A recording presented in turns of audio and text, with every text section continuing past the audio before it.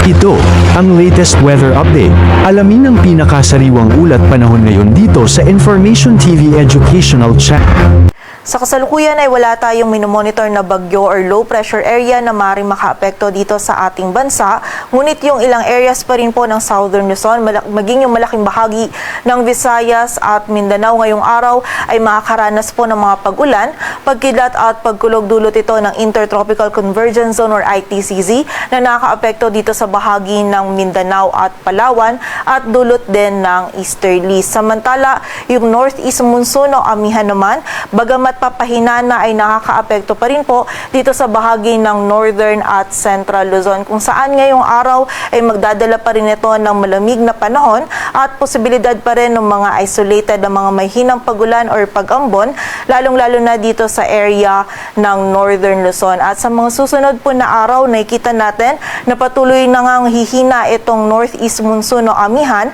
at nalalapit na rin po tayo sa pagsisimula ng opisyal na panahon ng tag-init kung saan paghahanda po para sa ating mga kababayan para po maiwasan natin yung panganib na maaaring idulot ng init ng panahon sa ating kalusugan.